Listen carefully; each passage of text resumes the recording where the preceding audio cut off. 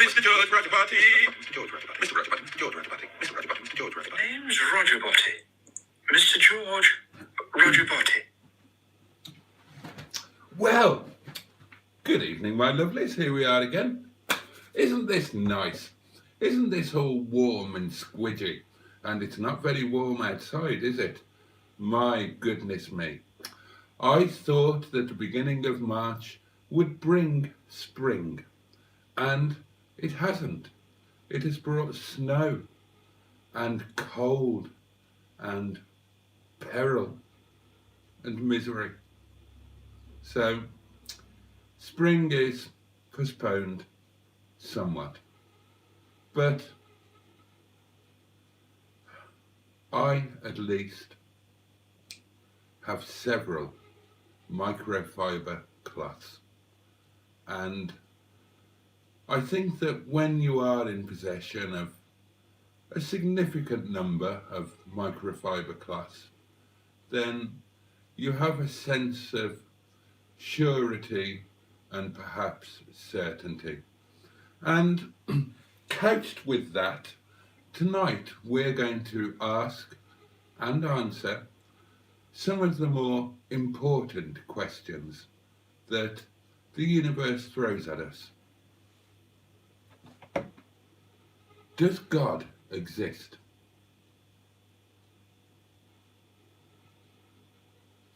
Does it really, cosmically speaking, matter if you don't get up and go to work in the morning?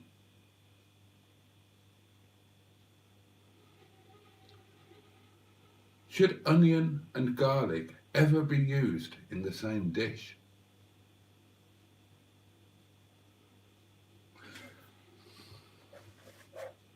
These and many other questions will be addressed over the next 60 minutes. Right, who's here? Let's have a look at you. Show yourselves, you buggers. Now then, did you enjoy the silent stiffy of Stanmore that I posted for your enjoyment earlier today? I've watched it about 176 times and I've enjoyed it every time. Hidden comments are plenty, splendid. Jimmy Quinn is here. Good evening to you, Jimmy. Matt is here.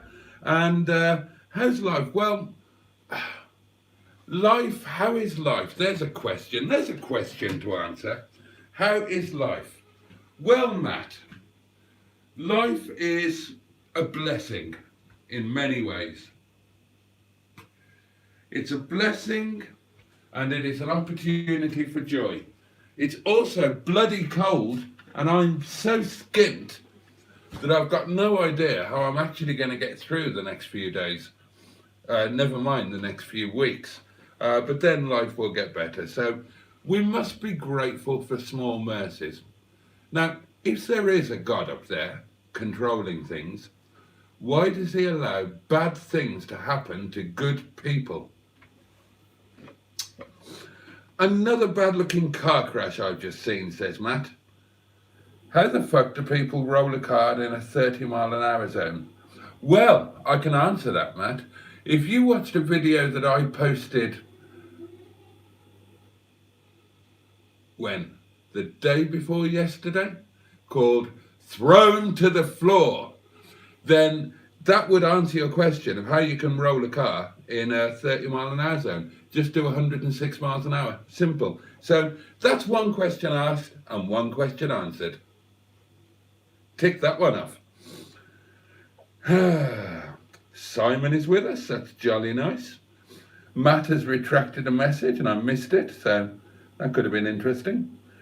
Cold enough, everyone asks General Cheeseburger. It's fucking freezing. I don't know what the weather's doing where you are, but here at Windy Bottom, it's snowing heavily. It's like blizzard conditions. It's exceedingly cold.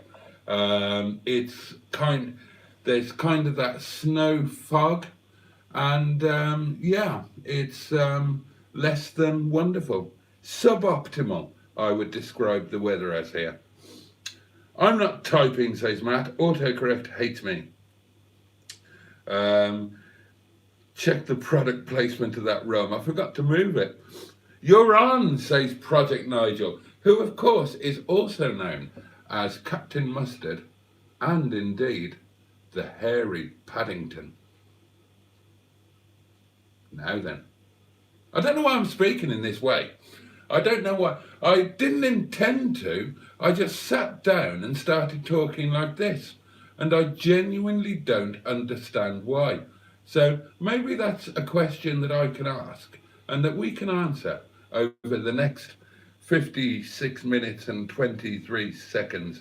But you're on, says Mustard. And yes, it would appear that I am indeed.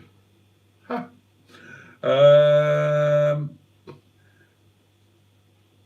Okay, why are we all just calling out other people's names with exclamation marks?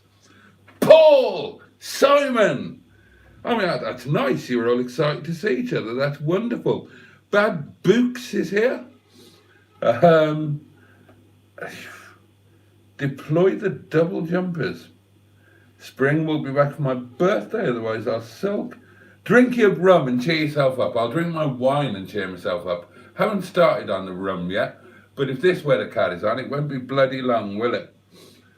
Oh, right. Onions and garlic are always used together. You super plonk, says Mustard. Well, speak to an Italian. I know several Italian chefs who will tell you that you should not use onion and garlic together. And here's another question for you. Have you ever dressed up in underwear that was destined to be worn by the opposite sex? Have you gone out and bought underwear or tried on your other half's underwear? Or have you ever been tempted to? Have you ever wondered how it would feel to wear, I don't know, if you're a gentleman, how it would feel to wear a sexy little thong? Or if you're a lady, to wear a nice, big, comforting pair of Y-fronts, pre-stained for your convenience. And dinners, yeah, let's hear about your dinners. Let's hear all about your dinners. Now, I made for lunch exactly what I told you I was going to make, just to prove I wasn't a liar. I made Toulouse saucisson, easy for you to say, Toulouse saucisson lyonnaise, fusioned with a spicy Cajun gravy. And I don't mind telling you, it was absolutely fantastic. And we've got staff curry tonight. So that's me taken care of. What were you lot been scoffing? And Simon anticipated my question and has told me that he had cod for dinner the other day. So that's nice, isn't it? I like skate, says Jimmy Quinn.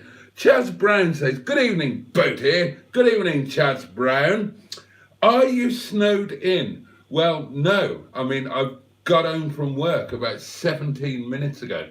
And got home without any problems, really. But, actually, I did have a problem coming home. And I thought I was going to be stranded in the middle of nowhere. Because down at the bottom of the hill, at the bottom edge of Hollymore side, the car just suddenly died. Died, I tell you. The engine died. The dashboard lit up like a Christmas tree, the stereo went off, the heater went off, and just in an instant I thought of all the nights for this to happen. I haven't got an emergency blanket with me, I haven't got a coat, oh God. And then the plucky little chap just sort of got his act together and carried on perfectly as normal. This is in Johnston, by the way, for a point of reference. And I got home without further incident. But that did give me pause for thought. And it's also, here's another question for you. When driving in winter, do you carry any emergency things in your car? Do you carry a blanket or a heavy coat or an emergency flare? Or an emergency pie, or a thermos of hot bovril or anything of that nature? Do let me know. No delay on Sky Q tonight, says Cheeseburger. Makes viewing easier. That's good. Ivor Spotty Botty is... all right, what is this a thing where we're all just calling out names with exclamation marks? Did I see that on Mustard stream last night? Okay. Oh well, let's go with it. Hello, Ivor Spotty Botty. Simon says, put your hand on your... No, let's not do that. Simon says, maybe people are good because of the bad things. Well, let's think about that for a moment, shall we? Are people good because of the bad things? Or are people just... If you're a good person, why are you a good person? What is your motivation for being a good person? Because, you know, they say, don't they, that nice guys or girls finish last, and that it's the absolute bastards who get the girls or boys, and that the ladies love a bad boy, or, you know, I mean, the same is probably true vice versa, but I'm not a female lady woman, so I can only speak about things from a man's point of view, because that's what I mostly am, kind of, really, a man, you see. So, yeah, there's a question for you. Now, Skigset says, I think there is a higher power. Whether that is Jesus Christ is another matter. So, here's a question for those of you, probably more aimed at those of you who don't believe in God or whatever. How did the universe come about? If it was as a result of the Big Bang, then how did the things that made the Big Bang come into being? How did it all happen? How did, you know, how did it start? Why did it start? What is the ultimate point of it? What's it all about? And how do we make sense of being such a minuscule, irrelevant part of something that we don't even know what the whole is or why it is? How do you get your head around that? Or do you just not think about it? How do you go through your life? What do you think your purpose is? What is your, you know, what's life all about for you? I mean, is it just about getting through as well as possible? Is it about creating children so that the species carries on? Is it about achieving success? And is that success in your eyes, or in the universe's eyes, or in the eyes of your peers, the people around you? And what does that success mean?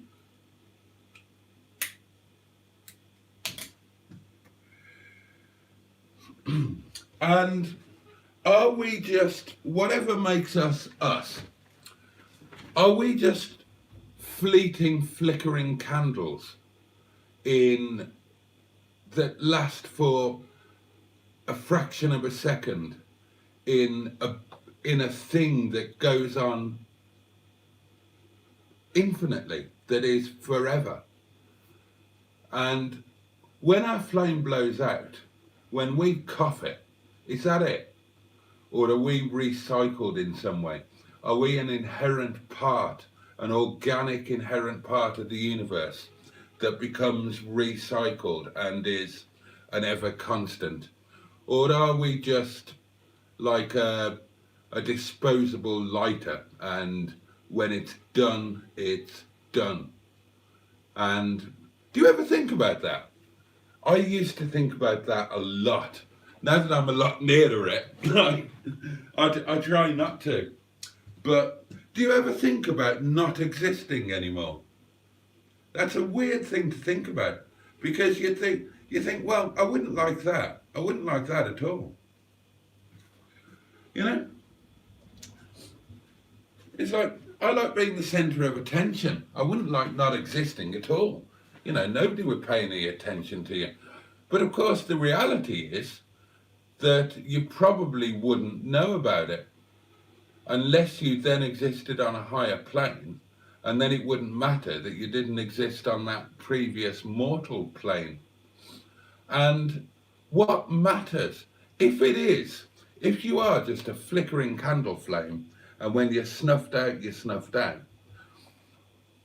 what matters about what you did with your life? What makes that life worthwhile? What do you leave that means that you mattered? Or do you think that you didn't matter? Or do you think that you won't matter? Interesting. Where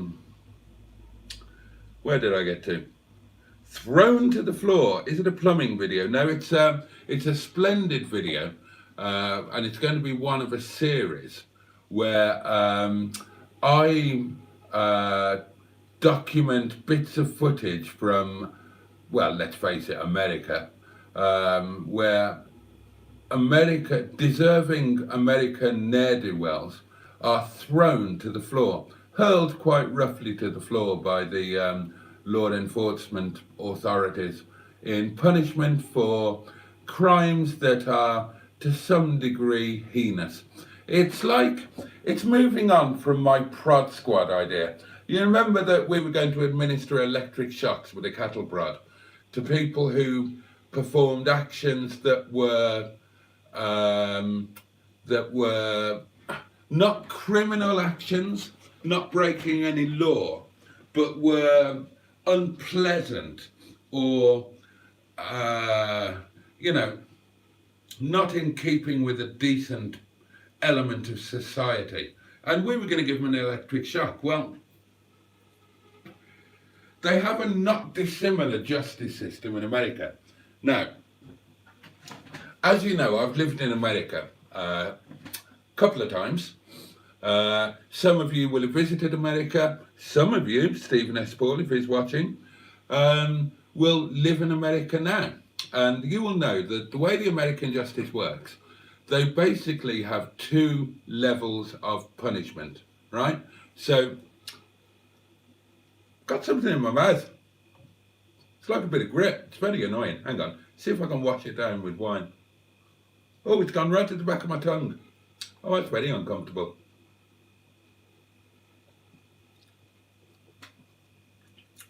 Oh, no, and now I can't get to it. Oh, hang on. Has it gone?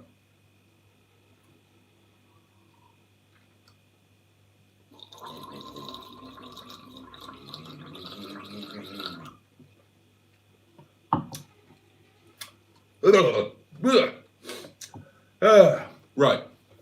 What was I saying? Yeah. America has two gradations of punishment within their justice system. It's, I was going to say it's a binary thing, but that's on or off, isn't it? And it's not binary. It's like a two-stage switch. Imagine if you had heated seats in a car that had heated seats with two different heating options. And I can't think what the last car I had there. Might have been the Lexus. But imagine if you've got a heated seat switch and you can have like warm bum or toasty bum. Well, that's how the American justice system works.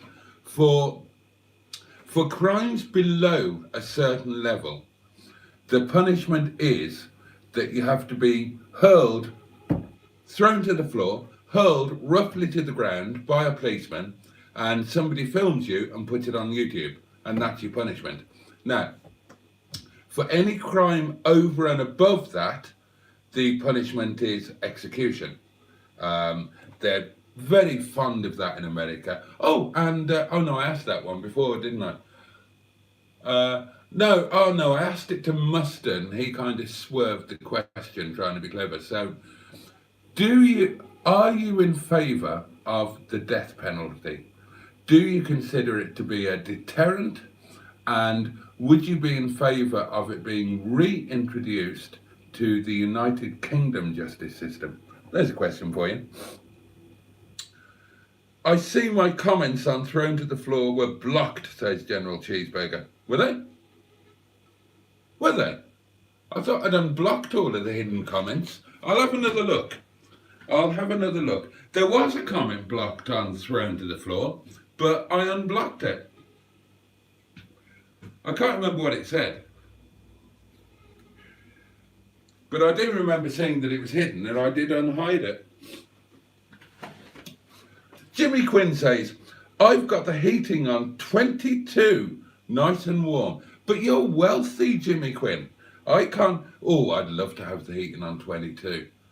God, wouldn't that be nice? What's your heating on at the moment? Mine is on 19.5, which is as high as I dare go. Because I've got about 16 quid. Hang on, how much have I got? Ugh. Not enough, that's for sure.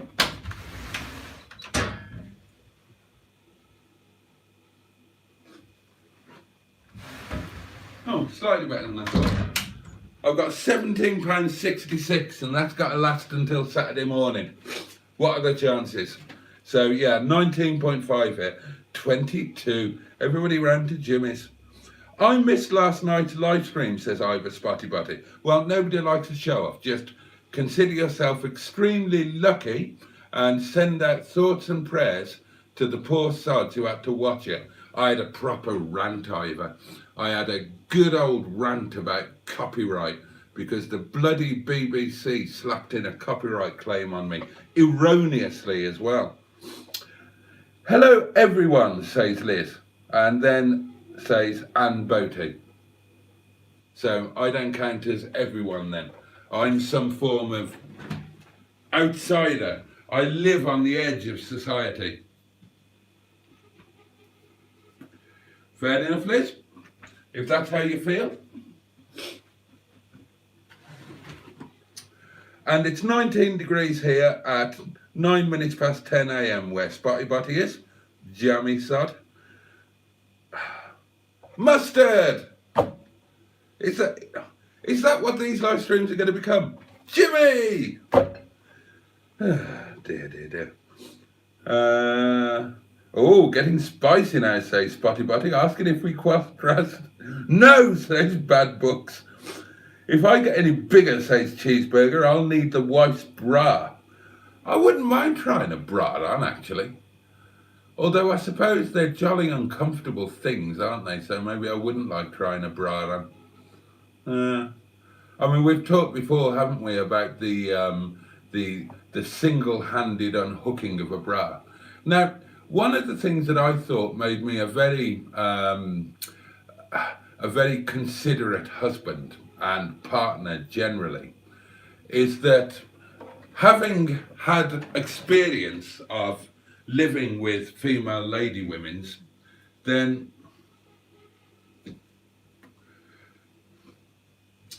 whenever I remove a bra in order to see if the twins want to come out and play, I automatically scratch.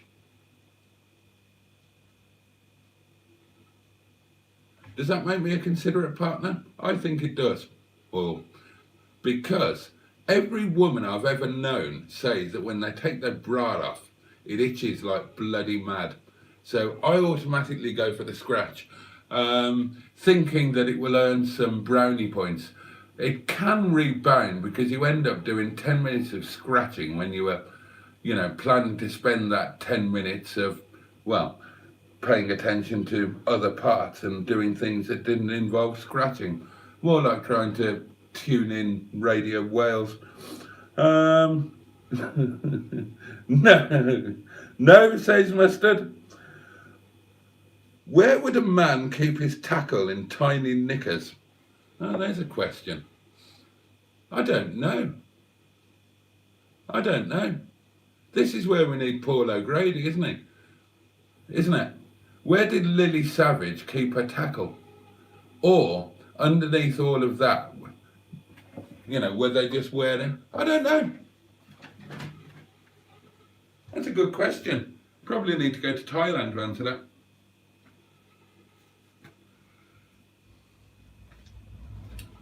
That is genuinely a good question.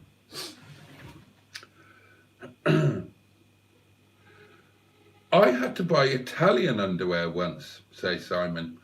We went on holiday. Oh, hang on, I'm going to take issue with this. Right, listen to this and see if you... Right. I had to buy Italian underwear once. I haven't got a problem with that. And this is Simon, Project MGTF, one of our community channels. We went on holiday and Julie forgot to pack my pants. No, she didn't. You forgot to pack your pants. It's not her job, it's yours. They're your pants. It's your knackers that you wanted in them. So take some responsibility. Don't go passing the buck onto your lady wife. God's sake. It's your own fault you had to buy Italian pants. Oh, God. Jimmy Quinn's dinner. Ribeye steak. Cooked rare, medium rare, hopefully. Mushrooms. Bleh. Tomato. Nice. Asparagus. Posh. And chips. General Cheeseburger went out for lunch in Cheltenham and had fish and chips. And then went out for a family tea and had burger and chips. No wonder you need a bloody bra cheeseburger if that's your diet. Sarah Parsons is with us and says, hi, Jason and all.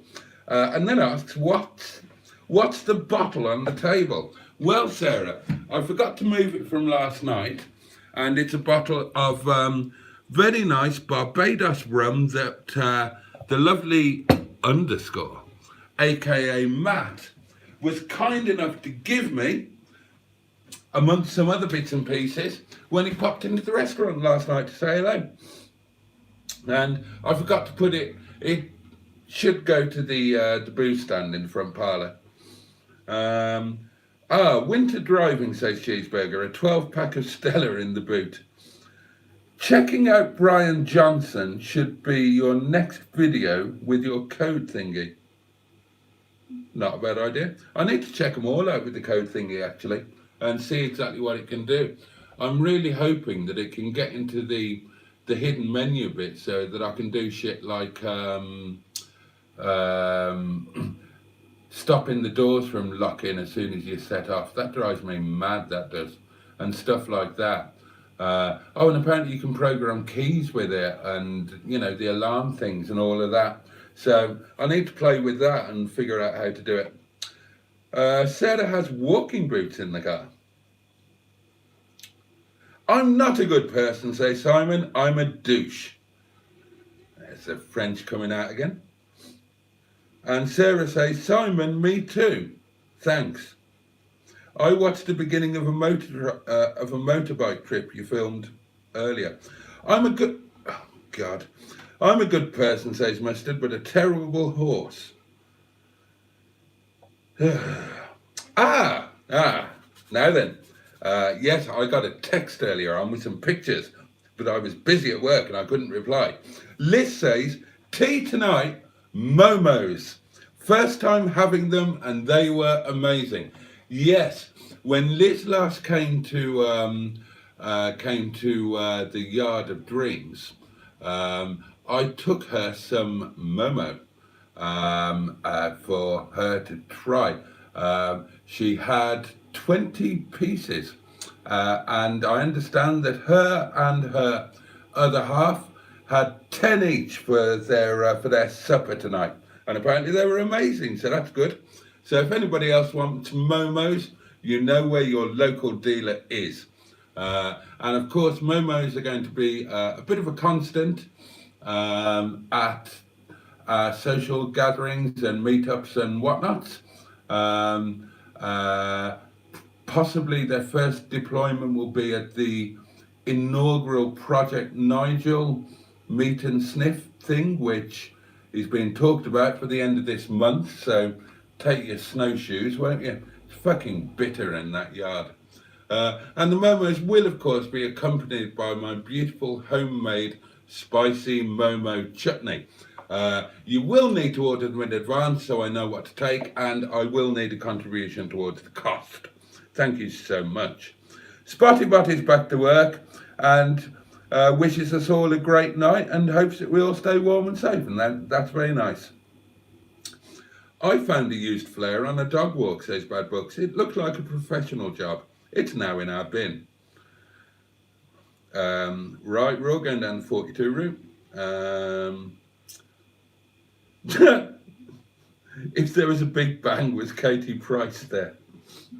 Oh, Simone is with us. That's lovely. These are rather general questions, Boaty, says Mustard. Oh, sorry about that. I didn't realise there was a specific topic. You missed my live chat. I didn't know you'd done one. You never told me. I didn't see anything in the group. When was it? I'll have a look on your channel and I'll go back and watch it. I do think about how the universe started, says Sarah. It's fascinating. Yeah. I understand the chemical explanation and I fully accept the Big Bang Theory. But why? How? What was there before? Why was it there? How was it there? What is it? What is it? Ah, you see, Simon didn't know you had a live chat either. Oh dear. It is cheery for a Wednesday, isn't it? I don't know where it came from. Roger Botty's here. Coke or Pepsi, says Simon. Pepsi all day, says Dick Dastardly. Higher plane, Boeing 747. Wouldn't say no to Shirley, though. Oh, no, you'd have to go for Pepsi. Shirley wasn't all that, was she? It was all about Pepsi. Pepsi, I don't like the other one in Wham. I don't like any of the other ones, if you include the two boys. The world existed before me, says Liz, so it'll survive perfectly well without me. So I'm not going to waste time worrying about it. So what do you do, Liz? I understand that you're not going to worry about not being here, but what is your view of while you are here? What's all that about? What's it about for you? What does it mean to you? What do you hope to get from it? Do you worry about leaving any sort of lasting legacy? Is there anything that you particularly want to achieve during your brief go on this little spinning ball? It still sounds like a plumbing video. Okay.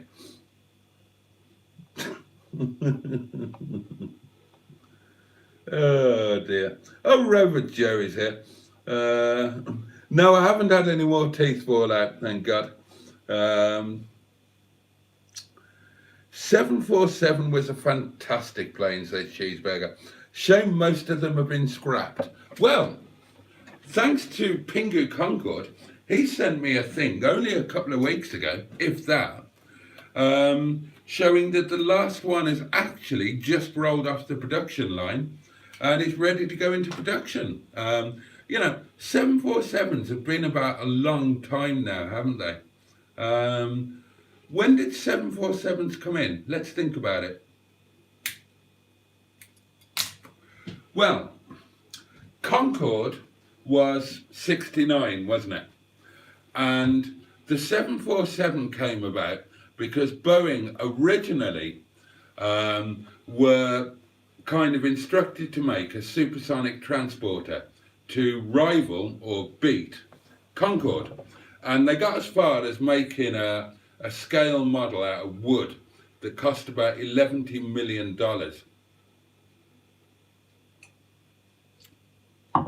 And then they realised that they couldn't do it.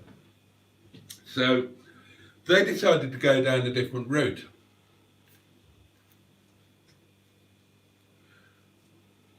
And so if the Europeans were going for supersonic transport, then Boeing decided to go the opposite way and to go for mass transport to make it cheaper and more profitable.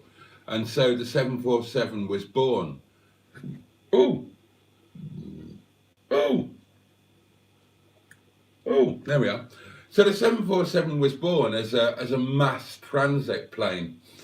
And the hump, if you ever wondered, the hump was there because they had to have a massive bulbous nose for the cargo versions, because that nose splits up like a crocodile's mouth. And the pilots had to sit above it. So they had to put that hump in, and they didn't know what to do with it. And it was only after a little while that they figured the hump could be made into first class accommodation. I should be on the stage, Boaty. What, as a stripper? All cars with heated seats have 2 heating options, on or off. Well, no, they don't, Simon. You're wrong, actually. All cars with heated seats don't have 2 heating options. Some of them have 3, and some have more. For example, one that springs to mind is the Mondeo Gear X in Mark III form, where the heated seats have got about 6 different options. There's 3 or 4 different level gradations of heat, but they also go the other way, and they also air condition your buttocks, and there's another 3 or 4 air condition settings. So in the nicest possible way, you are talking out of your Boaty, because all cars with heated seats don't have 2 heating options. Now, if you'd said that all cars with heated seats have a minimum of 2 heating options, I would have accepted it, but you didn't. So I'm not.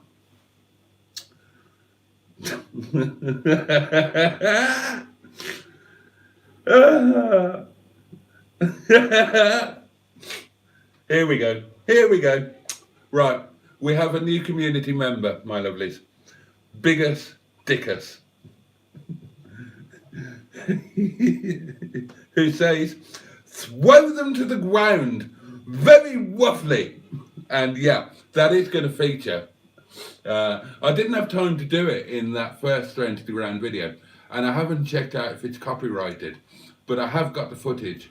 So in future videos, there's going to be there is going to be a clip from that film, and when the ne'er-do-well has been thrown to the ground, there's then going to be the clip of Cleese saying, oh, and thrown to the ground again, sir? What's that? Thrown to the ground again, sir? Oh yes, throw him to the floor, please.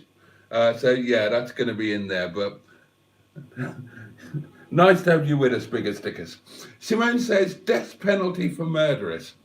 Yeah, okay. Now, I would be kind of possibly with you there, Simone. Not all murderers, not by a long chalk. But some murderers, I would be in favour of the death penalty. However, there is a caveat. Only if their guilt was established to a 100% level of proof. And I don't mean that they were found guilty by a jury, which could be, you know, the jury could have it wrong. The jury could have been a 10-2 majority decision. There have been too many murderers or people convicted of murder who were entirely wrongly convicted. And if you've executed them, kind of difficult to do anything about that. So this is my stance on the death penalty. I'm in favour of it for certain crimes when the crime has been proved to 100% degree of proof. And in reality, that can never, ever happen. So I would be in favour of the death penalty, but I would never, ever, ever, ever use it.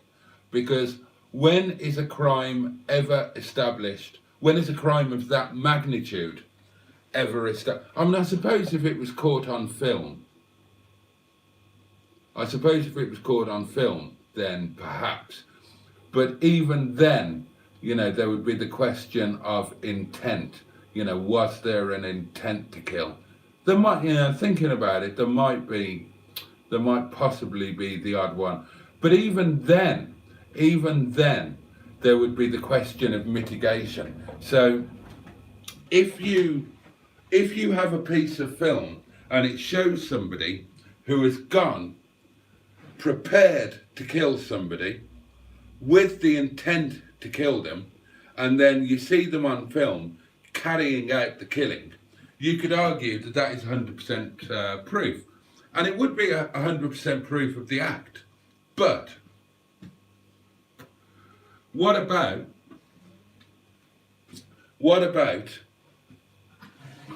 if the person that carried out the murder, what about if the person that they were killing was somebody who had sexually abused them for 15 years? Are you still going to execute? Are you still going to execute the guy that killed them, or the girl? I suspect you probably wouldn't, would you? So, can any of you think of, okay, if you can, give me a scenario where the death penalty would be, in your mind or in your eyes, where the death penalty would be absolutely merited, and where you would feel comfortable if you were on the jury as recommending the death sentence for a particular person.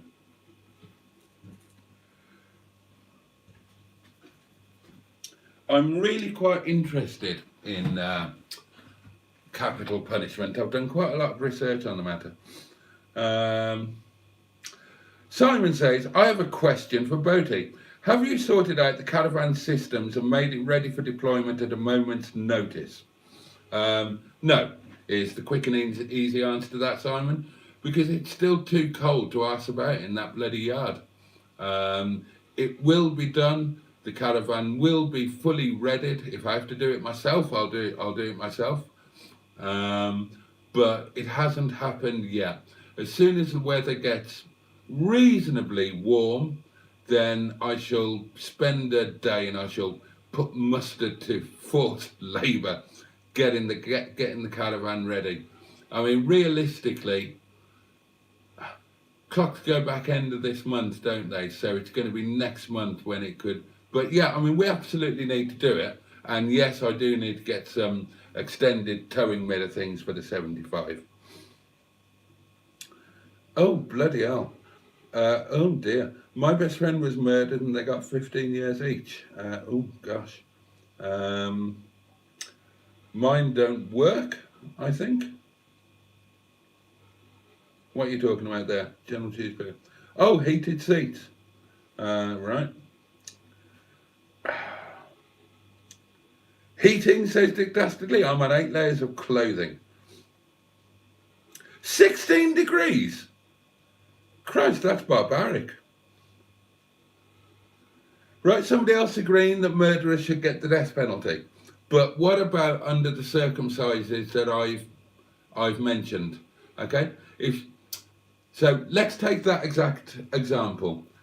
Somebody is abused by, well, it doesn't matter who it is, a family member, member of the church. Somebody is sexually abused by this person from the age of 5 to 15. At the age of 16, they killed him. Death penalty? You think they should be put to death? That's a question for you. How are the slippers? Weird. Weird, but rather charming. How were the sausages today? That's a question too. A question from Rover Joe. Boaty, I'm guessing you are a boob man. Well, any of these lot who know me very well will tell you, yeah, I am a boob man to a degree. I'm a huge fan of boobs, but only if they fall within the size parameters with which I'm comfortable, as all of this lot know only too well. Could a bloke wear open crotch knickers? Yeah, why not? Do what you want these days. Oh, my mind's behind on the comments. Hang on. Diddly-do. Let's have a quick look. Oh, I am a bit behind, aren't I? All right, let's catch up and then we can have a proper chat. Hang on, Mr. Boaty, how rude. Sorry about that. Matt had bird's eye chicken and rice for my dinner again. You eat that a lot, don't you, Matt? I've had Mount Gay rum, says General Cheeseburger. It's lovely. I'm looking forward to trying it. What? No idea. No, pass. Not a clue. Oh, Stephen S. Paul is with us and says, I'm a very good person. Matt has deployed the Muff Magnet mustard emoji, and I've forgotten to do any more. What the fuck is a momo, asked Simone. I'll answer that.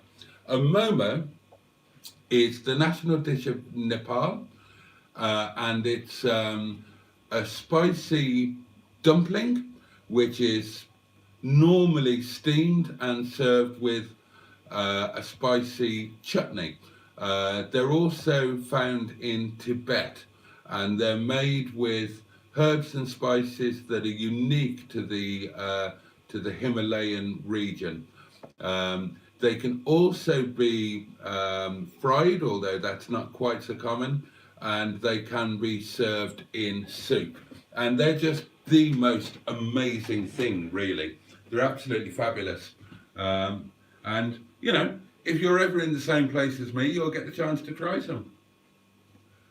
They are pretty much my favourite thing. Do you want to see one, Simone?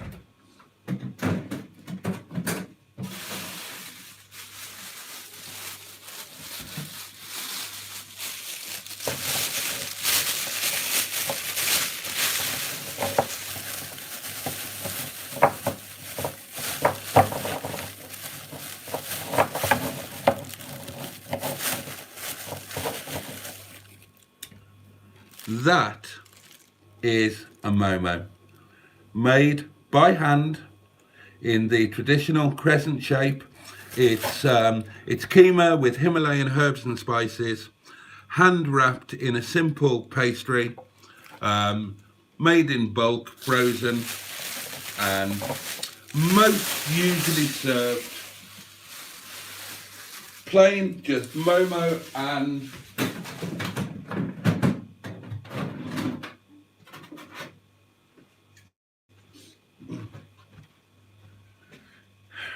momo chutney, which is again handmade, homemade, and this is made with tomato, green chilies, sesame, and again a bewildering range of herbs and indeed spices. There's ginger, garlic. It's a really intricate thing, and it's momos are, oh sorry Liz, but momos are nothing without the right chutney. You need the chutney to really make the momos sing and dance. So there you go, that's answered that. Oh, and somebody has deployed the momo emoji. I really must add that. Oh, yeah. Oh, well done, Skick. I forgot about that. Broadsword calling Danny Boy. Broadsword calling Danny Boy. I forgot we were supposed to be talking about the best voices of all time, weren't we? So we'll catch up with the comments and we'll talk about that and murdering, and that'll see us through to the end of this shindig. That, of course, was Richard Burton's line from Where Eagles Dare, I think.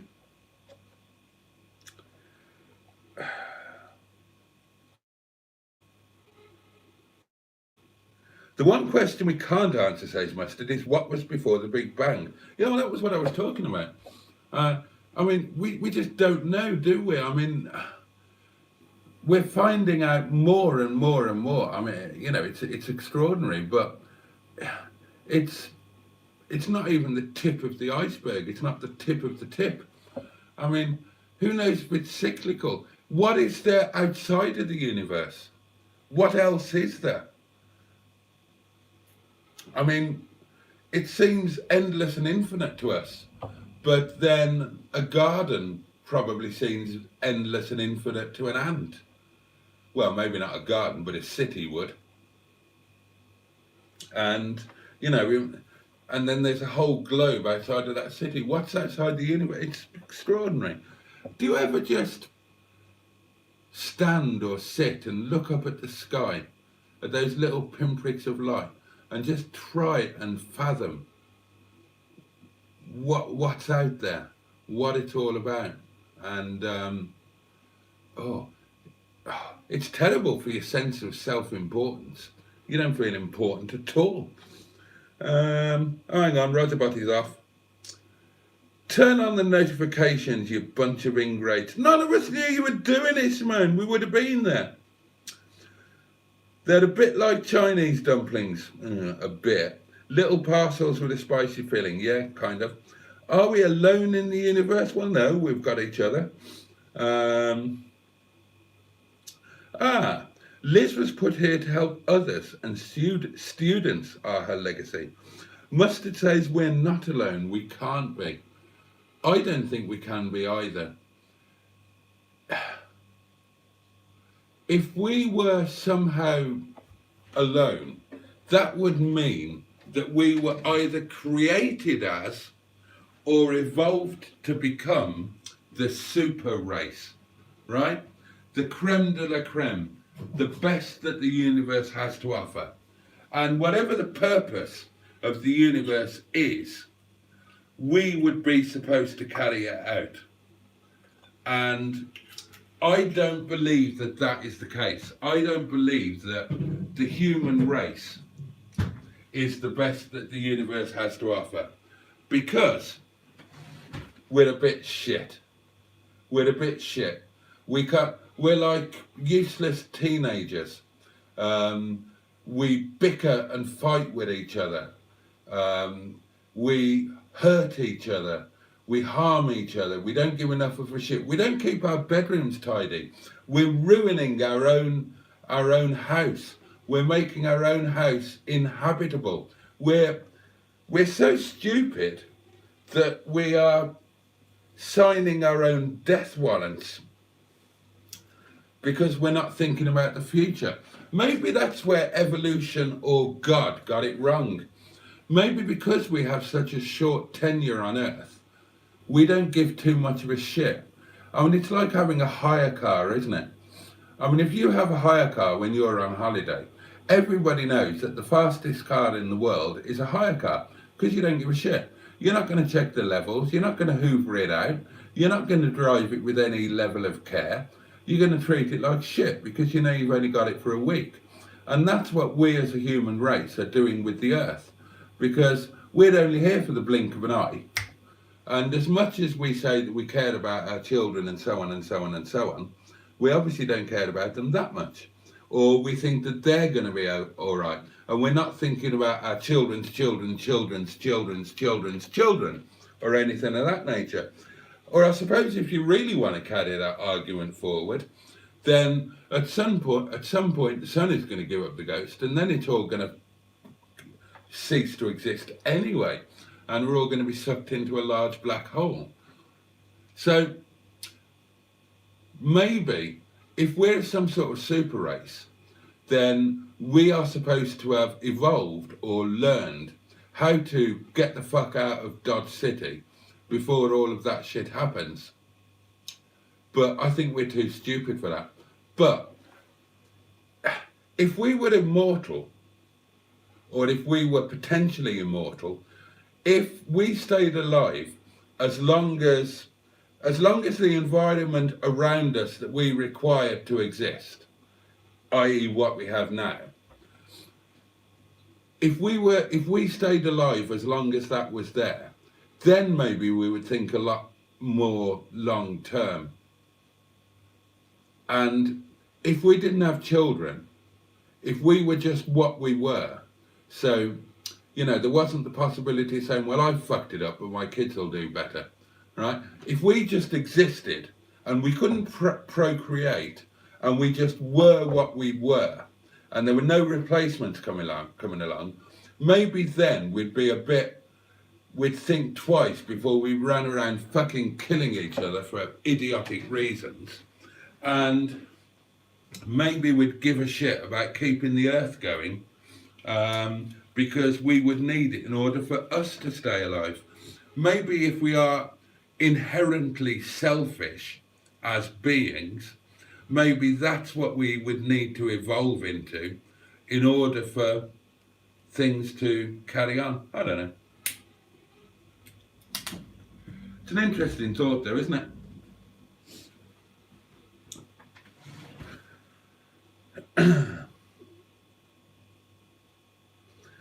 There is no way there isn't other life, says Simon, and a few people are saying this, but I don't think we have or will ever see it. Define we. You, me, or we, the human race? Dick Dastardly says 747 was 69. Stephen S. Paul says lots of 747s here in the desert. The first 747 arrived in January of 1970. Planning a few trips to air museums this year, says Simon. Mondeo Gear X Mark III, you say? Actually, 8 different options. I did say 3 or 4. So I was right with 4. John F. Kennedy, death for death penalty.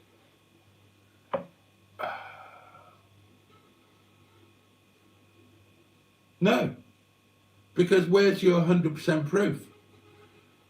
You've got video footage of him being shot, but where is your proof that, what's his name, Lee Harvey Oswald did it?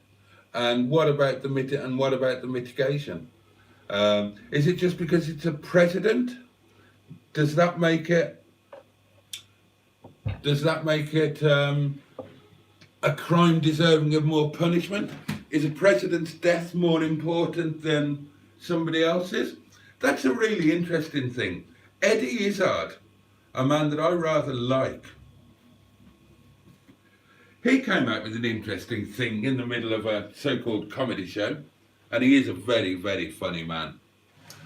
But he was talking about when Princess Diana died, and of course she had young children, and the world went mad with grief. And he said, my mother died when I was the same age, and nobody gave a shit. So, yeah. Is the president's death more important? Or, as John Donne said, no man is an island entire of itself. Any man's death diminishes me, for I'm involved in mankind, and therefore never sent to know for whom the bell tolls. It tolls for thee. Any man's death diminishes me, for I am involved in mankind. Think about those words. I often do. And we need to think about them a little bit more, because we are all involved in mankind.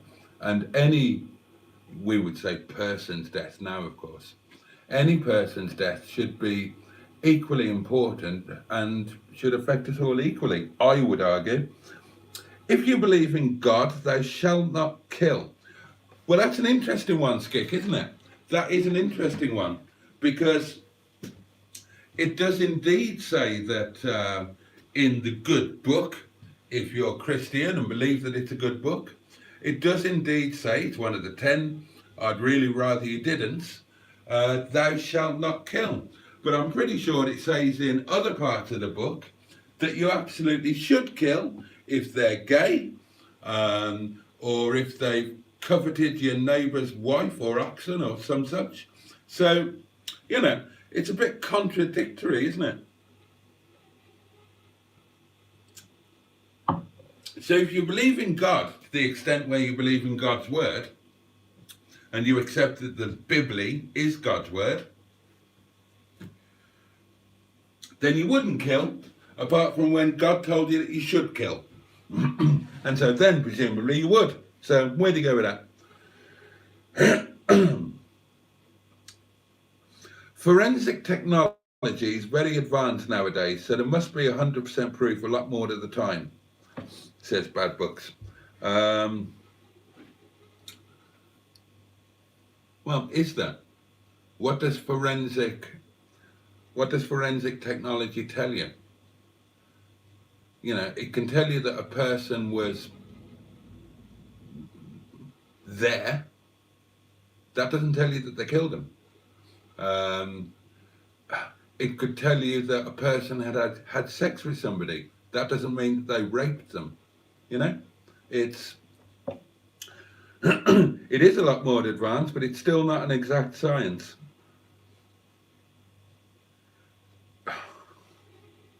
Sometimes, Simon, you do make me smile. Can an execution not be overturned these days? I'm surprised. Look at the technology we have in phones and the amazing things you can do with spray tans. Surely we can reverse an execution. The death penalty is not final. The death goalie might save it. Fucking hell.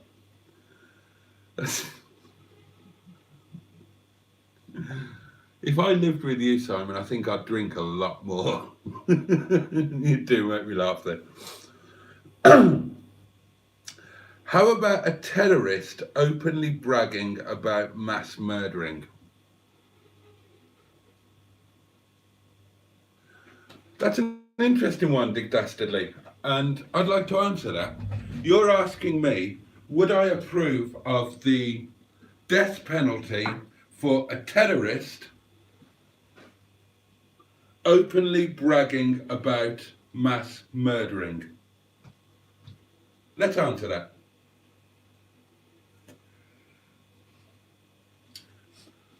If I was in favour of execution for a terrorist openly bragging about mass murdering, then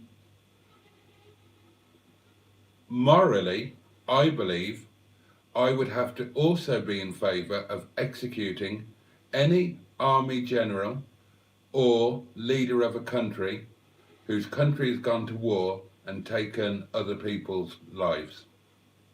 Right or wrong? What's the difference between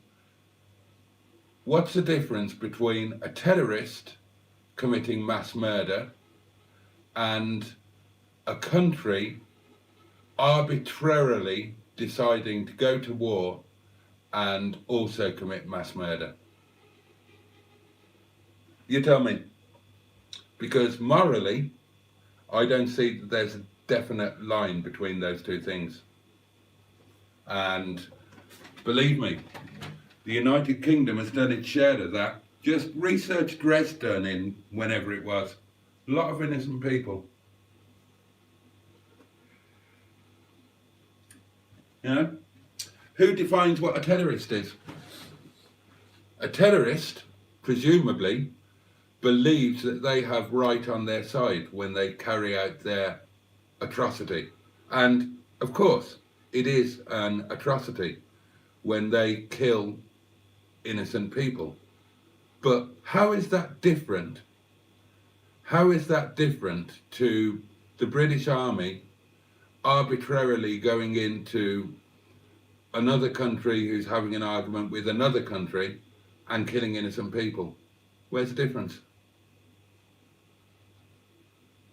You know? Why is one a terrorist and why is one a war hero? Paid to do it. Why should one person get executed and another person get a medal pinned on their chest? They're doing the same thing. They're just, and they're doing it with the same justification. Actually, they're not even doing it with the same justification. The terrorist is doing it because they genuinely believe that what they're doing is right. Now, that belief might be very, very wrong, very, very misguided, but they genuinely believe it. They might have been brainwashed into believing it. It might be a cultural thing, it might be a societal thing, but they genuinely believe it. The soldier who goes and kills innocent people, he doesn't believe it. He's doing it because he's being paid to do it. Who's worse? The person who does what he believes in, or the person who does the same thing for money? It's an interesting question, isn't it? Don't freeze your wine tonight. You can sort the handbrake cover on the caravan. Okay, one of those hideous multiple shootings in school.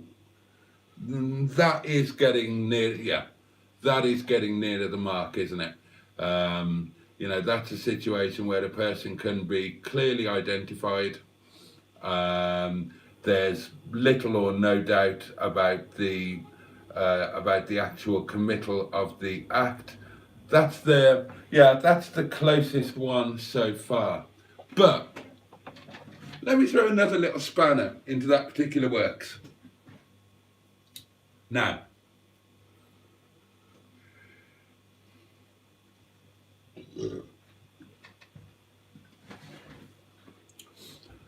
if the person who committed that act is severely mentally ill, if they have an actual bona fide mental illness, some form of schizophrenia, paranoia, whatever, so that then they're not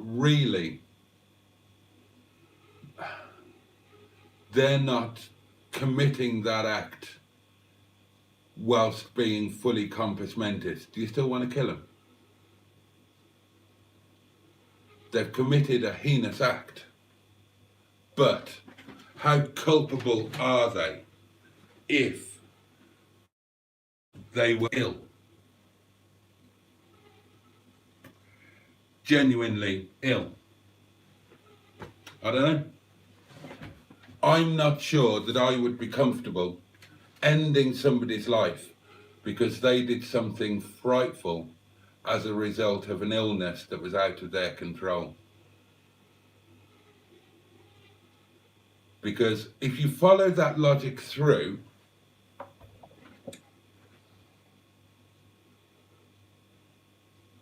no, I won't go to where I was going to go with that. I'll just leave it at that.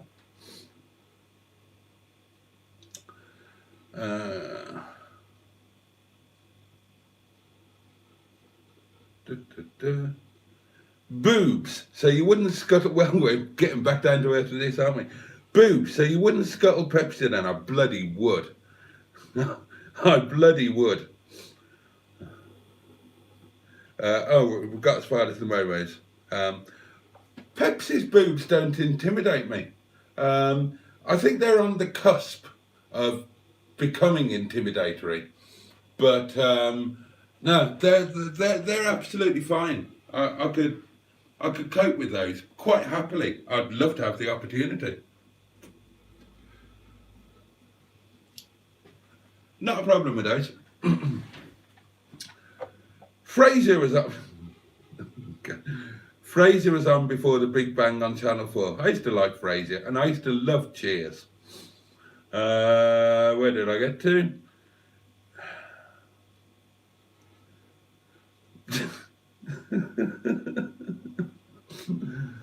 Before the universe was a recorded message. Your universe is important to us. Please hold the line and a deity will answer your call as soon as possible. Nice one, Dick Dastardly. Skick, Bible quote, suffering makes the perfect person. I don't know how to say that, so I won't. I'm not saying that because it's awful. Yes, it probably will. Yeah, kind of, but then I'm not. What?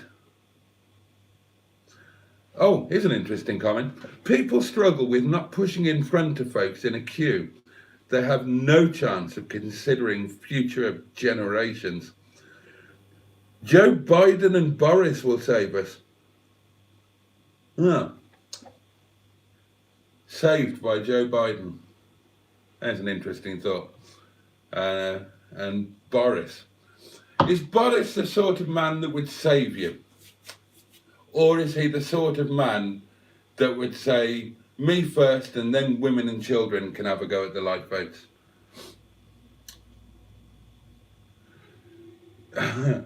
If you believe in God and give a murderer the death penalty, then they've got eternal life, so have you killed them? They're probably condemned to hell, but still eternity. Interesting. Oh dear. Recently, says Bad Books, it was my uncle's funeral. He was accompanied into the church by a bagpiper. Later, at the pub wake, the bagpiper stood next door to me at the urinals. The mind boggles. The first funeral that I can recall going to was somebody from my cycling club, and it was a cremation. And I remember being overawed by the pomp and the circumstance, but above all, by the incredible solemnity of the, what do you call them? The, not coffin touchers, the undertakers people, you know, the people that carry the coffin and do all of that business.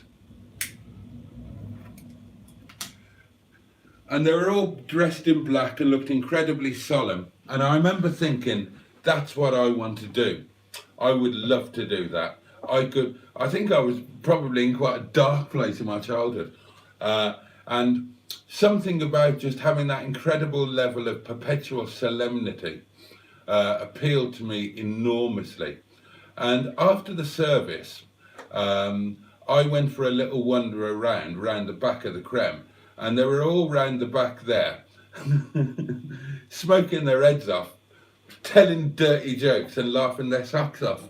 And that was a valuable lesson, because I thought, right. So that's what life's about, is it? That's what it's all about. You put a face on for things. You be what people need you to be. I think that was when I became a good salesman. But yeah, that was a lesson, that it's all a game. It's all a game. And you either play the game to win or whatever. You don't win, I suppose. And I guess I decided that if that's how it is, if it's all a bloody game, then yeah, I'll absolutely play it to win. And I kind of have done ever since. I've always thought of everything as a game, and there are ways to win.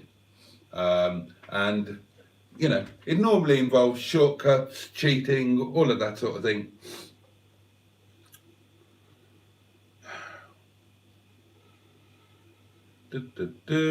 Mickey Jeffries is here, lovely. Oh my goodness me. What's your favourite size, Mr. Boaty asks Rover Joe. Favourite size of what? I guess we're talking about women here. Favourite size? Jeremy Clarkson's girlfriend. She's perfect. You know, nice and willowy and slender, but really long. And with non-intimidatory knockers. Yeah, we had this conversation in the Yard of Dreams when the lovely Liz was with us, and Clarkson's missus is 6'2". She's all slender and willowy. She's got very non-intimidatory knockers. So yeah, that would do. Or have a look on my videos for Moonlight Shadow Live, and have a look at Helen DeMack on that, and that size. That's my favourite size. Oh, absolutely splendid. Or Google Inès de la Fressange. Her size would do very nicely. Oh, sorry. Are we talking about size of boobs? I misunderstood. Looking at another comment. We're talking about size of boobs. Yeah, 34B is good. I can cope with a C at a push.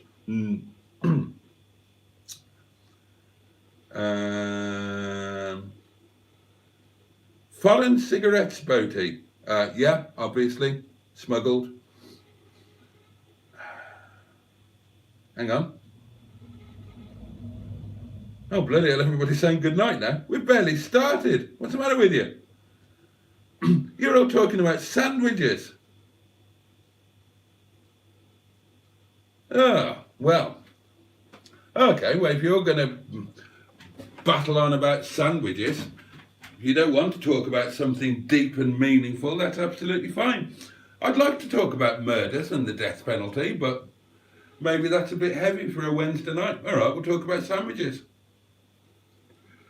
A Welsh rarebit is not a sandwich.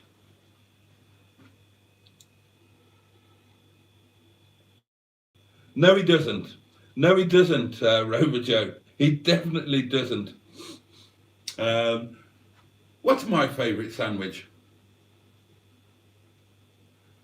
Oh, I don't know if I could narrow it down to one. All right, I'll give you some of my favourite sandwiches. What about a full-on greasy spoon sandwich? 2 big old doorsteps of hand-cut fresh bread, freshly baked like an hour ago. 2 massive doorsteps of that sawn off. Sausage, bacon, tinned tomato, but not the juice. You know, when they have the greasy spoons and they have the tomato in a bain-marie, and they have the old slotted spoon, and the tomato comes out. Some of that tomato, the tinned tomato without the tomato juice, a bit of HP sauce, and a light dusting of white pepper. And did I say bacon and sausage? Crispy bacon. That would be up there. Beef, rare beef, rocket, and a really good hot horseradish. That's a nice sandwich. I don't mind a wrap. That's about it. Really good ham and tomato with really good mustard and black pepper. That's quite a pleasant sandwich. I could give you a long list of awful sandwiches.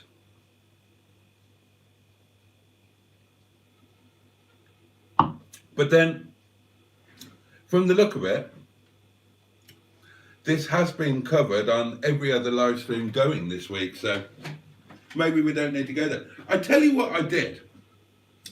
I did a video, I think it was the back end of last year, where I had the urge to make the ultimate sausage sandwich. And I went to Chatsworth House Farm Shop, which is like going to buy food from Buckingham Palace. Certainly that's what the prices are like. And I went there. I obviously wasn't too poor at the time. I had money to burn. And I bought really nice bread,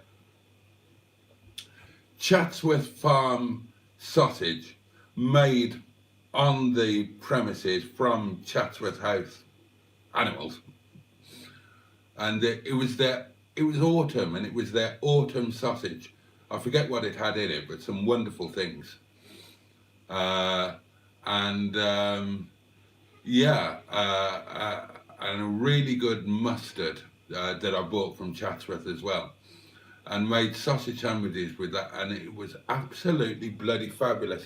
And now I've remembered that, I need to do it again. Maybe not for a couple of weeks, I'm going to have to eat from whatever's in the house for 2 weeks, because it's going to be a minimum of 2 weeks before I can buy food. But that was a really good sandwich.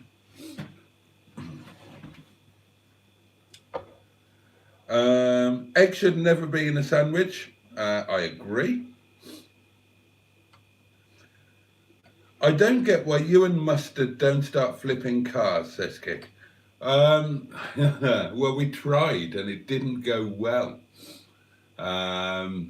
It didn't go well. I am going to start flipping cars, hopefully with Mustard, but we're going to try doing it my way more than Mustard's way.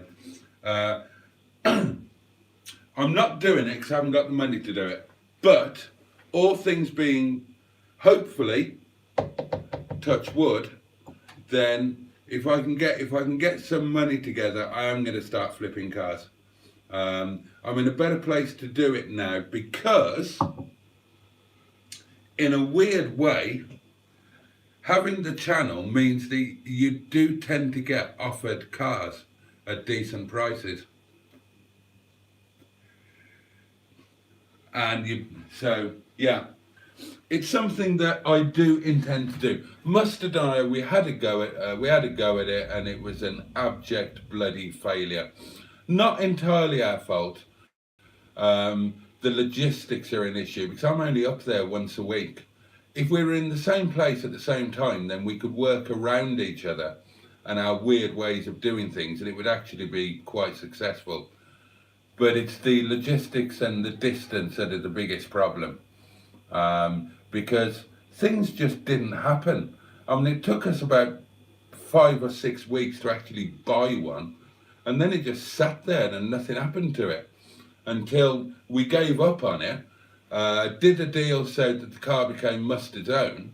Then he went absolutely mad and made it look fantastic and beautiful, of course, and then it bloody sold, didn't it? But we didn't go down the route of making it fantastic and beautiful while we were trying to sell. We didn't even actually ever put it up for sale. That's how hopeless we were. We're like 2 kids. We only get together once a week, and when we get together, we arse about and lark about and joke about and have a laugh and have lunch, and nothing gets done. If we were together every day, then work would get done as well as larks. But I definitely need to start flipping, as it. I don't know when it started to become being called flipping, but yeah, buying and selling cars is something that I definitely need to do, although it'll be a bit more refined than that. I will rescue cars from a good home and find them another equally good home, and hopefully make a few bob while we do it. I tried flipping cars, but the insurance company got suspicious after the 3rd in a month. Yeah, well, that's why you need trade insurance, isn't it, Matt? Really?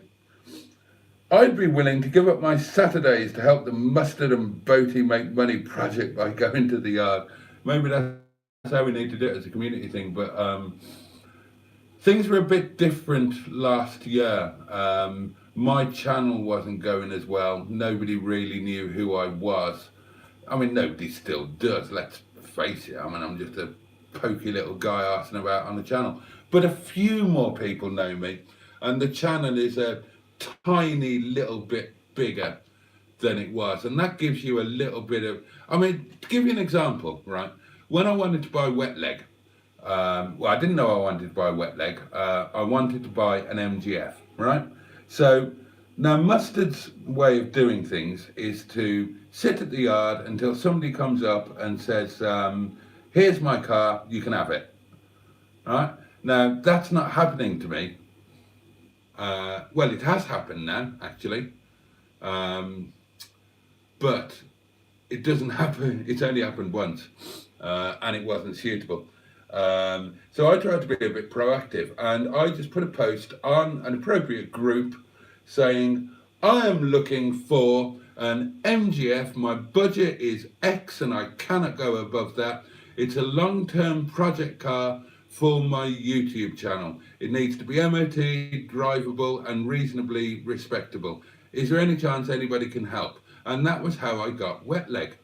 But, and this is the point, I was offered about 5 others, all at really good prices. So if I had the money, then I could do things like that. And because it's a YouTube channel, for whatever reason, or because you're perceived as being a good home or a good temporary home and you'll find a good home, or because you've got access to people who can fix things or whatever, you've got a chance of getting decent cars at a relatively decent price. And then you can do a couple of bits and pieces to improve them, and find that, and in the fullness of time, buy them an even better. Sometimes you can do it organically.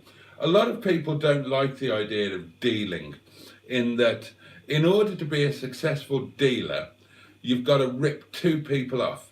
You've got to pay one person less than their card is really worth, and then you've got to charge another person more than the card is really worth. And that is kind of the principle of dealing in anything, not just in cars. But there are ways to work around that so you can do it more fairly and more morally. And that sort of thing does bother me now. Never used to, obviously. That's why I was a good car dealer. But there are ways around it. So, for example, if you bought MGFs in January, then convertibles fetch less in winter. They carry a premium in spring and summer, right? January is the best time to buy cars because everybody's skint after Christmas and they're going to have credit cards coming in at the end of January. They'll have overspent at Christmas and they need the money. So they tend to offer their cars more cheaply out of desperation. So if you had money that could just be sat on for a while and you bought MGFs in January, fettled them, furdled them a bit and sold them in May, then you could make money on each car without ripping anybody off, because the market value for the car, or the perceived market value, would change. So you can do stuff like that. Which is a long-winded way of saying you don't know why we don't flip cars. It's something that we are going to pick back up on doing, individually and together. Oh, don't do a furious driving and get a Swiss cheese Beetle. Now, I saw that video pop up on my feed, something about a catastrophic MOT fail on the Beetle. Now, I suspect that that's going to be not exactly clickbait, but a little bit clickbaity, because Matt isn't an idiot. I can't believe there's anything that's got, you know, I mean, he looks underneath cars and shit like that, doesn't he? And even when, like with the Freelander, it does turn out to be catastrophic, he's very capable. He's able to fix it. So, and on the video thing, thumbnail, it said, I can't remember the words, but it said something like, "Is it dead?" Or "Is it the end of the world? Is it the end of the road for this car?" and stuff like that. And I watched the video, and I bet you it won't be the end of the road. It'll just be, the Swiss cheese comment suggests that oh, he's not. Oh, okay, shut up, Boaty. Watch the video, he's not fixing it. Is it that rotten? Is it that bloody rotten? Oh, well. Oh, well, that'll be interesting then, won't it? So is it a scrapper? Is it a scrapper, Simon? Is it? Now, this is a little bit gossipy and intriguing then, isn't it? Oh, hang on. Or is this a play on words? He's not fixing it. Does that mean he's giving it to somebody else to fix? I'll have to watch the auction. It's not going to be the end of the bloody road, is it? It's not going to be scrap. I mean,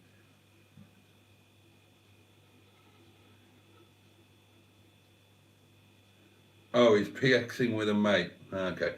That was how the car came to him. What, didn't he swap it for that Mondeo?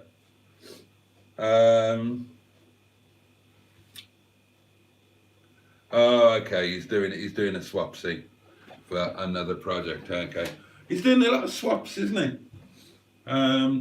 Yeah, because the Mondeo was swapped for the Beetle. Now the Beetle's been swapped. Oh, I've frozen my wine. Have we got a wine turd? Yes. We have a wine turd. Oh, it's not too bad there. Let's shove it in. Let's shove that turd down.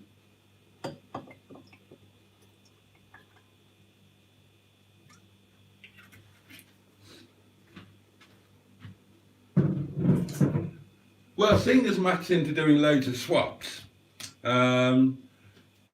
maybe he'd like to swap one of mine for his Freelander, now that he's fixed it. Oh, and in another interesting thing, I was rejected from joining Matt's Facebook group today.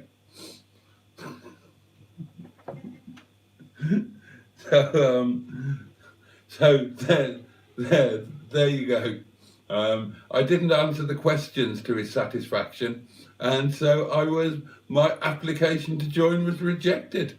So there you go. Right, everybody, that wine would freeze quicker in the kitchen than the fridge. Right, everybody seems to be buggering off, so should we call it a day at that, my lovelies? We might as well, I suppose, hadn't we? It's been an hour and a half or something. We've all got other things to do. We've all got sleep to have. So, I'm sorry we didn't talk about the best voice. And I'm sorry we didn't get to talk about murder's capital punishment and God a bit more. Because those are things that interest me. Quite frankly, those are things that interest me more than sandwiches. And they're the kind of things that I like to chat about. But hey ho, not for everybody. So there you are. I should turn the video off and talk to myself about it.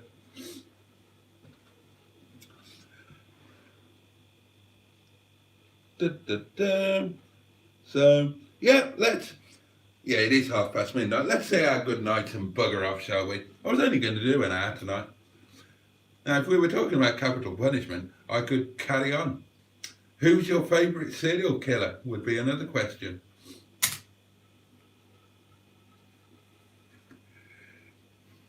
I am a member of a Facebook group based around one serial killer who has long since been executed, but is still the subject of much discussion. There you go. All right, let's bugger off. Oh, I need to unmute, pause, unmute, go back to the start. There you go.